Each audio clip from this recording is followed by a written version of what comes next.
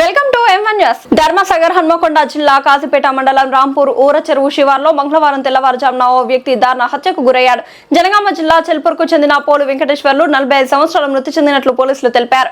పోలీసుల ప్రాథమిక సమాచారం ప్రకారం వెంకటేశ్వర్లను రాంపూర్ ఊర చెరువు శివార్కు తీసుకెళ్లి దాడి చేసినట్లు తెలుస్తోంది.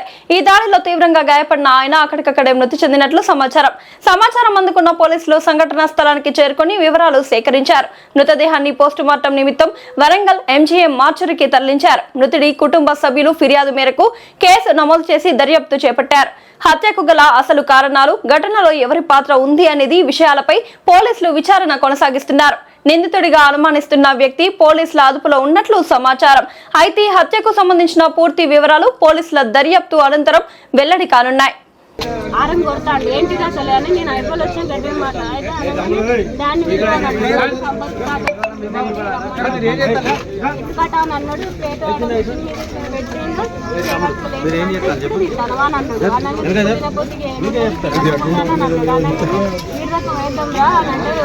మా మమ్మీ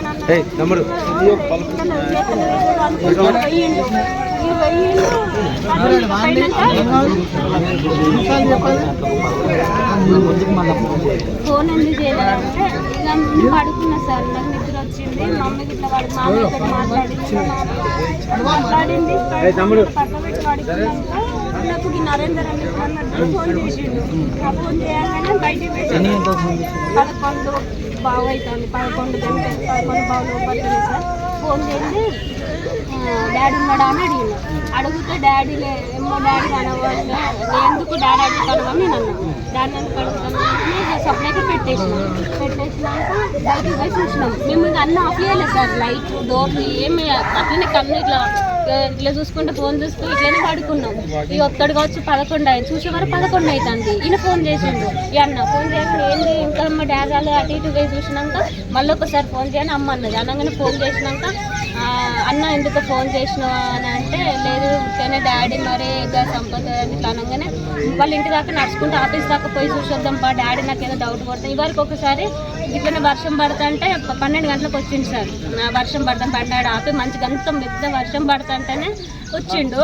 ఇక ఒత్తడు కావచ్చు అట్లనే ఏమన్నా తాగి నైట్ పూట అయితే కొంచెం డ్రింక్ అవుతారు తాగిండు కావచ్చు, ఏమన్నా పడ్డాడు పోయి చూసొద్దాం బా అమ్మ అని ఆఫీస్ దాకా పోయినాం సార్. ఆడలేడు, చాలా సేపు కూర్చున్నాం. ఈ అన్న వాళ్ళు బయటకు వచ్చి నరేందర్ అన్న వాళ్ళ అమ్మకి ఇట్లా వచ్చేటి వేయండు. మరి నన్న తాగిపడ్డాడు, ఏదైనా చెట్ల కాడికి వేయండి, చేపలు ఏదైనా ఉంటాయి కదా అట్లనే అని అట్లా పోయి దాన్న అక్కడ ఎస్సీ కాలనీలో సలీమన్ ఉంటుంది చూడ, అన్న ఫోన్ చేసి తెలుసుకుంటే వీళ్ళిద్దరు పోయి ఎస్సీ కాలనీ అవన్నీ చూసిండు సార్. గుట్ట క్రాస్ దాకా చూసి ఎక్కడ కనబడతలేడు.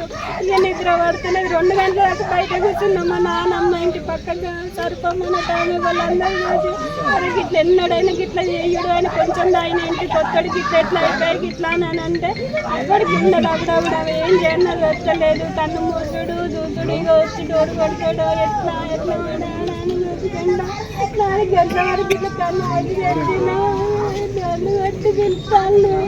ఇట్లా కన్ను మీద వెళ్తే మరి కాలంతా పిచ్చి పిచ్చే పడుతుంది సార్. నాకు మా డాడీకి ఏదో అవుతుంది అన్న కళ వచ్చింది. నాన్న నిజంగా ఎవరేమో చేస్తారని కళ గీట దాకా రాకుండా ఉంటే ఇది మాడేదో చేసిండు, ఫోన్ ఆఫ్ చేసిండు 1 గంటల వరకు. అదే డౌట్ అదే నాకు ఈ మనసు అంతా అదే ఆలోపనతో ఉన్నాం సార్. వల్ల ఫోన్ వచ్చి లేపి ఇటు వచ్చినాం సార్. అంతే సార్, అలా ఏం లేదు సార్. లొల్లి లేవు, పంచాయతీ లేవు ఇన్ని రోజుల నుంచి.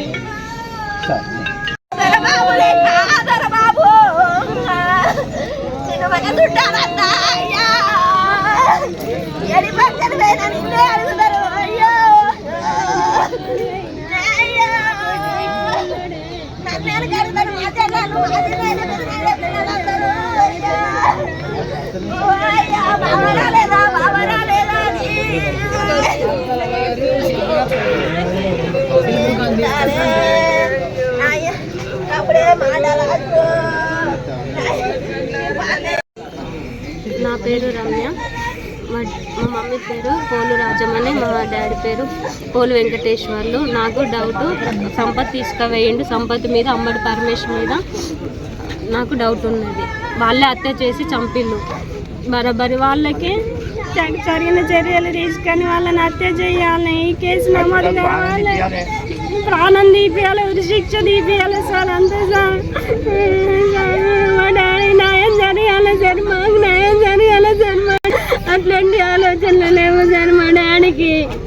మా డాడీ చాలా మంచి సార్ ఇరిగేషన్ డిపార్ట్మెంట్లో చేస్తుండే సార్